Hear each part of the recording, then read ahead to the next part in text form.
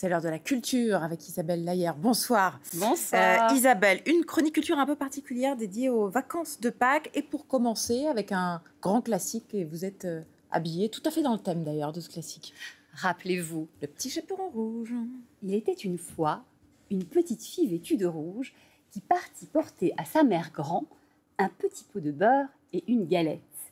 Sauf qu'elle rencontra en chemin le grand méchant loup. Mais elle ne se laissa pas faire. Regardez. Le petit chaperon rouge. Et toi, t'es qui? Moi, je suis le loup, le méchant loup. Un garou. Comme le chanteur? Ah ben non, comme le loup. Ah ouais, non, c'est pas The Voice. Binge, t'es cassé. Un petit chaperon rouge qui semble avoir quand même un sacré caractère. Ah oui, un sacré caractère, c'est une héroïne et non une victime. Et tout le spectacle répète sans cesse aux enfants, vous êtes plus forts que vos peurs. C'est vraiment super. En plus, c'est une version qui est à la fois musicale et familiale et qui embarque les adultes aussi grâce aux doubles lectures et aux sous-entendus qui sont super drôles. Franchement, c'est à partir de 3 ans. Mais moi, j'ai kiffé, ça y est, j'avoue. Alors attention, il y a plusieurs versions du Chaperon Rouge actuellement sur scène. Donc là, c'est la folle histoire du petit Chaperon Rouge qui se passe au théâtre de la Tour Eiffel à Paris. Et c'est jusqu'au 14 mai. Ouais, ça a l'air très sympa. Ouais. On va visiter Montmartre ensemble. Montmartre et ses artistes, Montmartre et ses chansons, Montmartre et ses anecdotes. Eh bien, notre guide, Anne-Sophie Guerrier, nous propose les 3 en 1.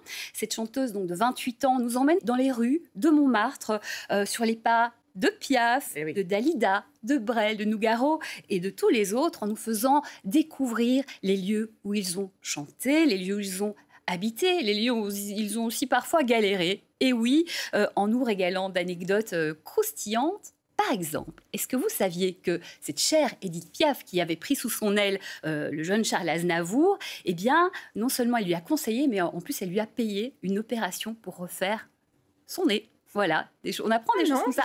Et ben voilà, on apprend plein de choses, c'est super intéressant.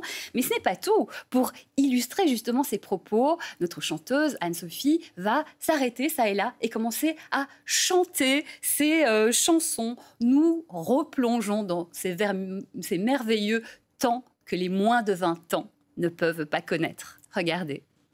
Alors bonjour et bienvenue à cette visite de Montmartre en chanson. Patachou, armé d'une paire de ciseaux, coupe les cravates des célébrités et des anonymes sidérés. Et que je l'aperçois, alors je sens en moi mon cœur qui bat. Et oui, incontournable. Alors, il est à noter que ce spectacle existe aussi sur scène. Vous retrouverez toutes les informations tout simplement sur le site montmartreenchanson.com. La visite coûte 20 €. Elle est vraiment super et ça dure 2 heures.